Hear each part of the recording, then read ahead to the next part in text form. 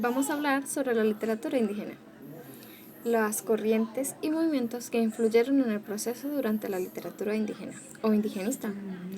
También vamos a hablar sobre algunas diferencias con respecto a la literatura colonial. Hola, vamos a hablar sobre literatura indígena. La literatura indígena nos dice que es para perpetuar o se hizo para perpetuar el conocimiento oral de los indígenas. ¿Sí? Cuando un indígena escribe sobre su experiencia cultural, ¿qué nos quiere decir? Nos está contando sobre su familia, sobre experiencias vividas, sus raíces, el origen de su esencia. ¿Y a qué le debe respeto? Baldrich dice que cada pueblo indígena tiene su propia forma de ver e interpretar sus pinturas y gráficos indígenas. Algunos de ellos son usados en ceremonias y rituales. Pueden ser usadas también en bodas o rituales realizados para conmemorar a los muertos. También vamos a hablar un poco sobre las características en las creencias indígenas. En los mitos y las leyendas de la cultura indígena se tocan mucho las creencias y la religión y cómo éstas tocaban la vida cotidiana de los pueblos de Indoamérica. Esto será fundamental para comprender las costumbres de nuestros pueblos indígenas. A continuación, analizaremos algunas características de las creencias indígenas. El politeísmo. En primer lugar, cabe mencionar que el politeísmo indígena, a diferencia de la religión cristiana o de la islámica, donde se adora solo a Jesús como Dios o a Alá, en las comunidades indígenas latinoamericanas adoran a dos o más deidades, cada una de las cuales tiene sus propias funciones. Esta circunstancia se atribuye principalmente a que la comunidad indígena rinde homenaje a todo lo que existe en la naturaleza, a todo aquello que no se podía explicar en la época ancestral. Dualidad. Teniendo en cuenta la dimensión de los cementerios de las comunidades indígenas, podemos decir que la importancia del carácter seguramente es el más importante de todos. Es el de la dualidad esencial e interna de los dioses. Es decir, un buen número de dioses son andróginos y representan o presentan a la vez tanto al aspecto masculino como al femenino en un solo cuerpo. La concepción sacrificial. Los sacrificios humanos han centrado desde siempre las críticas formuladas contra los grupos indígenas. Para un mejor entendimiento de esta concepción, tenemos que aproximarnos más de cerca a su forma de pensamiento ancestral. De acuerdo con lo que les dije, en los mitos indígenas los dioses también se sacrifican con la finalidad de que el ser humano sobreviva. Otro tema importante a tocar es el indigenismo colonial. ¿Sí?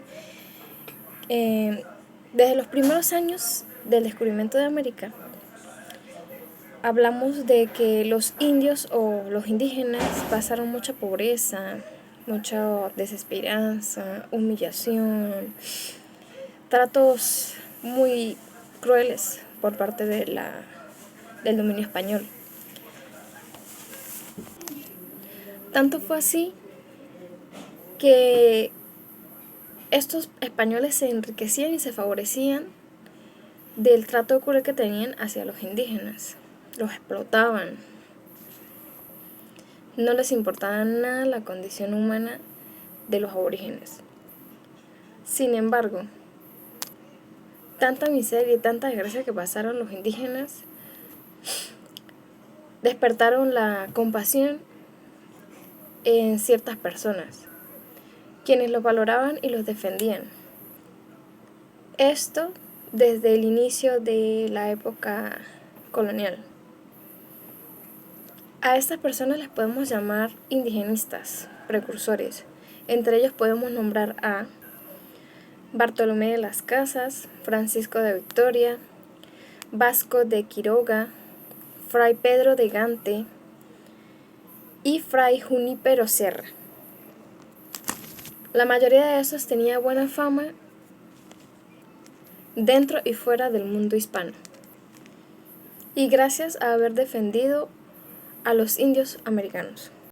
También podemos hacer referencia al indigenismo y ciertas corrientes de pensamiento durante el siglo XIX. Estas corrientes, más que todo, tienen que ver con el aspecto o el contexto social que tenían en ese entonces. Hablaremos del positivismo.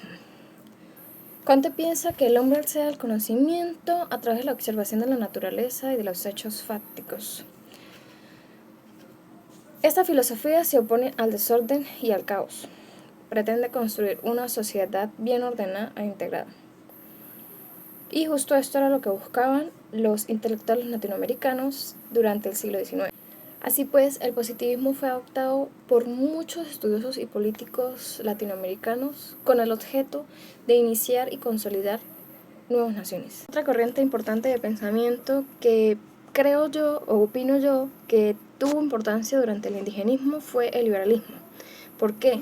Porque el liberalismo toma lo que es la parte individual de cada ser, ¿sí? La parte personal. Defiende la libertad de cada ciudadano. Esto llama a la intervención del gobierno durante los asuntos de opresión. Y pues en la parte de la literatura indígena se habla mucho de cómo los indígenas buscaron su libertad. Otro punto importante son las corrientes de pensamiento del siglo XX. Entre ellos tenemos el populismo, en donde nos habla de que es una estrategia que utilizan por medio de un amplio número de seguidores. Hablaremos sobre las corrientes indigenistas que serían importantes o relevantes.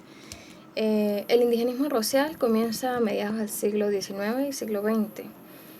En esta época era muy importante lo que era ser blanco, ser una persona blanca, y cómo esto te da un estatus social mucho más alto.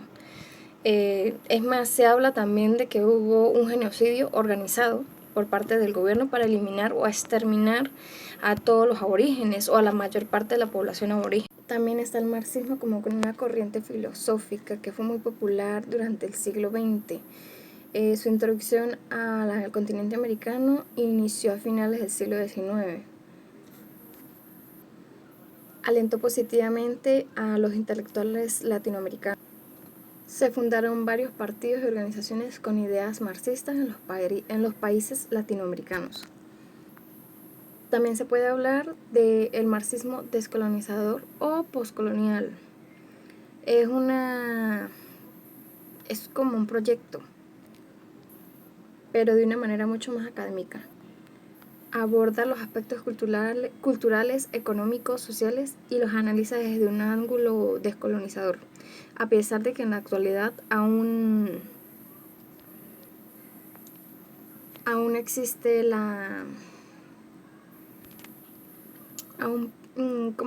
aún persiste lo que es el trato cruel y la discriminación hacia los ciudadanos indígenas por parte de las personas que son no indias, un cierto tipo de racismo. Bueno, ya les hablé un poco sobre las corrientes de pensamiento, ¿sí? Que jugaron un rol importante durante la época indígena, y esto dio como fin un auge importante durante la literatura indígena o los indigenistas. Ahora bien, vamos a hablar sobre las corrientes literarias que se encuentran presentes en el indigenismo. Entre ellas podemos encontrar lo que es el realismo mágico, sería uno. También hay un poco de naturalismo y de realismo. También digo que existe naturalismo en la literatura indigenista, puesto que el naturalismo nos explica los problemas, las situaciones problemáticas que tuvieron los indígenas durante aquella época. Nos da una visión racional, ¿sí? Es como una visión de pensamiento. El movimiento del realismo existe en la literatura indígena puesto que se opone a todo lo que era el romanticismo. No idealiza nada y no pinta de colores algo que no lo es. Es una literatura muy real, ¿sí? ¿Qué quiero decir? Que busca la reivindicación política y social de los indígenas en las historias que los indigenistas cuentan. Ahora bien, el movimiento principal que existe en la literatura indígena podría ser el realismo mágico. ¿Por qué? Porque el realismo mágico une lo que es la realidad con la ficción. La mayoría de las literaturas o de las obras indigenistas, en ellas nos podemos encontrar cierta realidad por parte de los autores cuando nos hablan del maltrato, las humillaciones, el nivel de pobreza, la explotación por parte de los colonizadores hacia los indígenas. Y hablamos de la parte ficción porque pues hablan cosas un poco fantasiosas como para no hacer la obra tan cruda y cruel. La mayoría de ellas no tienen finales fatales para los protagonistas, que son los indígenas, sino en su lugar tienen finales que podrían ser algo reales, por así decirlo. Un ejemplo de ello puede ser La Andina, que es de Ernesto Mor, es un autor peruano. En esta historia nos habla sobre cómo un blanco, un sujeto blanco, un colono, se enamora de una indígena, pero como él está consciente de que esa indígena no va a poder tener nada con él por la situación de las razas, la diferencia entre ellos.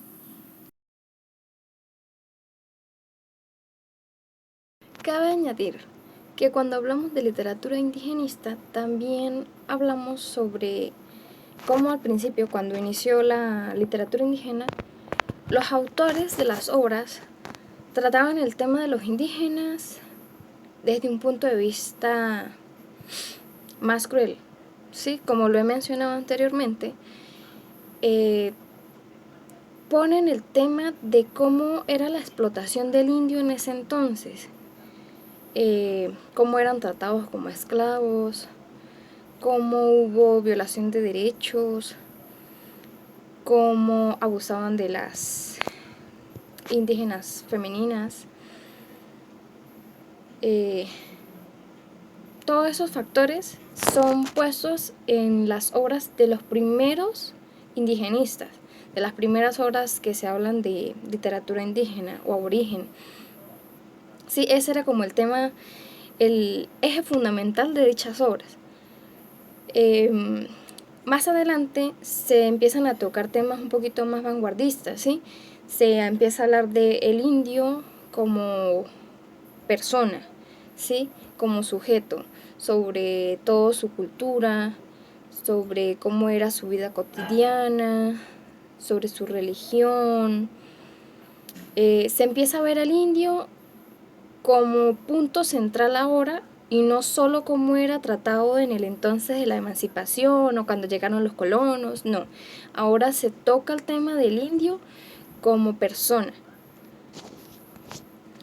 También se habla de el pos y el contra del indio, ¿sí? Cómo el indio era un ser rebelde, cómo se podía hacer daño él mismo o podía hacerle daño a las demás personas a causa de su rebeldía. Más o menos eso fue lo que me llamó un poquito la atención cuando estaba investigando acerca del tema. Que solo tocaban temas sobre la llegada de los colonos y lo que ya conocemos sobre los colonos, cómo colonizaron territorios, emanciparon a los indios, bueno, el tema que todos conocemos Solo pensé que trataban eso, pero vaya mi sorpresa que no. Como les digo, es un tema extenso, es cultural y cuando tengan oportunidad pues deberían investigar también un poquito. Me parece que forma parte de la cultura general. También lo pueden buscar por regiones, por países. Hay literatura indígena en Perú, en Ecuador, en Venezuela, en Colombia, en varias regiones. Y cada uno tiene como ciertos autores que son los que resaltan en dicha literatura.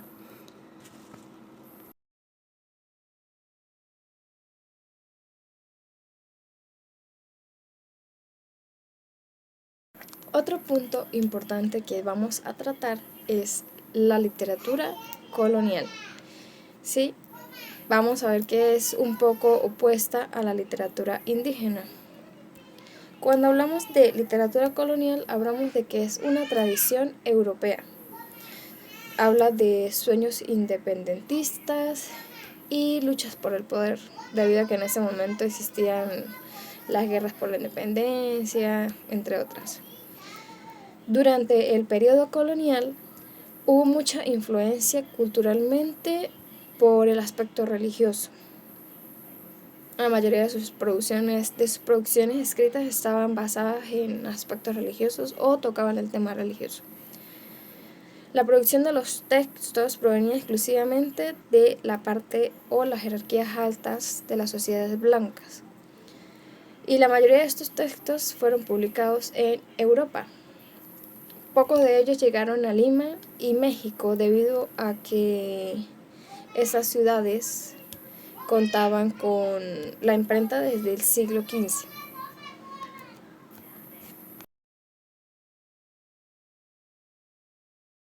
También podemos hacer referencia a qué tipo de textos existían durante la literatura colonial. Hablamos en el tiempo de la conquista que hacían cartas, existía lo que era la crónica, fusionaban también lo que era la crónica con la filosofía, fusionaban distintos aspectos para crear algo nuevo. También se hablaba de las novelas de caballería, que era donde romantizaban un poco la situación. Estas novelas llegaron a ser como un boom, porque fueron llegadas a ser como uno de los libros más leídos, o que llamaron más la atención en ese momento. También se buscaba exaltar el rol de los conquistadores, de los gobernadores y de los reyes, ¿sí? Por otra parte, como también anteriormente lo nombré, se habla de la vida de los santos, porque estaba presente la Santa Inquisición.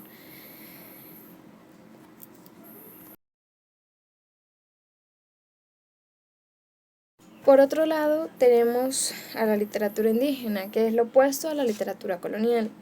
En esta se nos refleja la cultura y las tradiciones indígenas. También nos habla de la vida cotidiana de estos, el problema de los indígenas, la lucha con los blancos. También habla sobre historias de amor imposible, como anteriormente lo dije, porque estaba prohibido que una persona blanca tuviera una relación amorosa con una india o una aborigen. Eso estaba totalmente prohibido.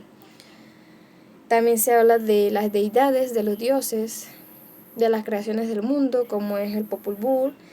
También es llamado como el libro sagrado de los mayas. Estaba escrito en idioma quiché y fue posteriormente traducido a otros idiomas para que pudiera ser comprendido por la mayor parte de las razas.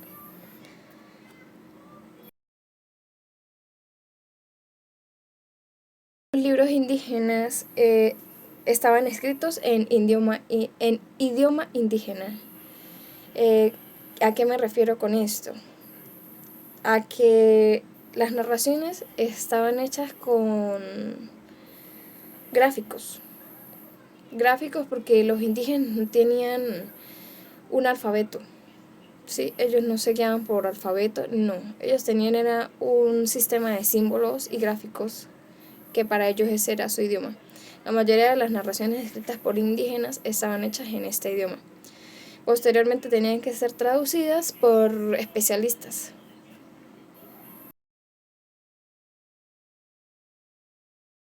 Además de esto, en la literatura indígena siempre va a estar expuesto el tema del choque social entre indios y colonos o blancos. Sería como tema fundamental.